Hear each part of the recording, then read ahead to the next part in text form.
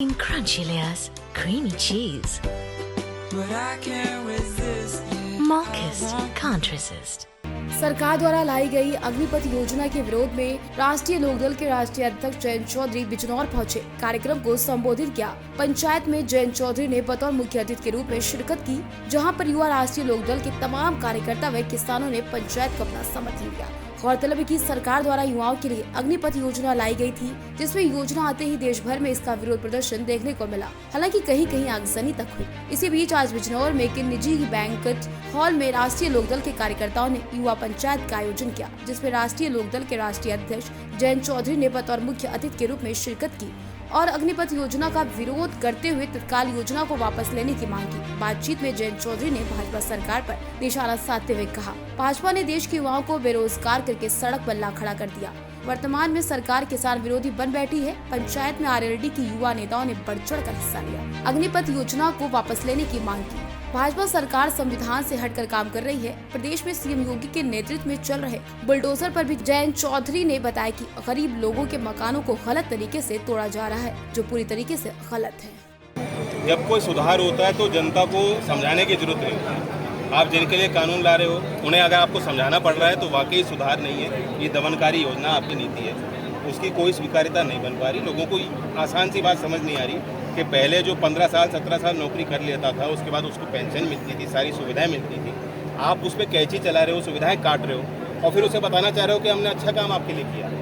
तो इतने पूर्व सैनिक हैं, बड़े अधिकारी रह चुके हैं, जिनको अनुभव है, जिनको मालूम है कि 6 महीने की ट्रेनिंग पर्याप्त नहीं होती अग्निवीर के लिए, फौज के लिए, वो सब इसका विरोध कर रहे हैं। चुनाव से पहले बीजेपी ने अपने घोषणा पत्र में कहा था कि बेरोजगारों को नौकरी देना है, तो इसमें आपका क्या कहना है? चुनावी अपने मैनिफेस्टो में सरकार ने ये भी दावा किया बीजेपी ने कि हमने 3 करोड़ को रोजगार और स्वरोजगार दे दिया, और अब वही आंकड़ा 5 करोड़ का बता रहे हैं। तो 3 करोड़ को दे चुके, 5 करोड़ को देने वाले प्रदेश की आबादी जो है 24-25 करोड़ की है। मतलब हर घर में इन्होंने 2-3 लोगों को तो नौकरी दे चुके हैं। तो इनको झूठ का पुलिंदा है, सबको मालूम है। बुरी स्थिति है रोजगार को लेकर।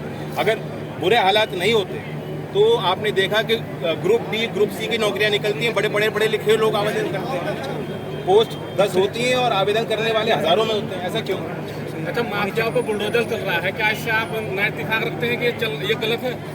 नहीं, कोई माफियाओं पे बुलडोजर नहीं चल रहा। आज बावड़ी गांव के एक परिवार से मैं मिल के आ रहा हूं, जो एक वृद्ध किसान, 94 साल की उनकी उम्र थी, जिनको हार्ट अटैक से उनकी डेथ होगी और उनकी मृत्यु होने के बाद भी कार्रवाई नहीं रुकी।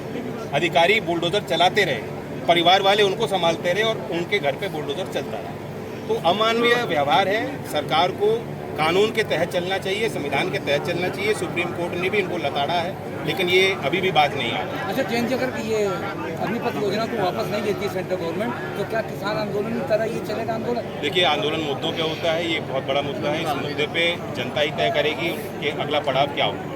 आंदोलन को क्या रूप देना चाहते हैं, जनता तय करेगी।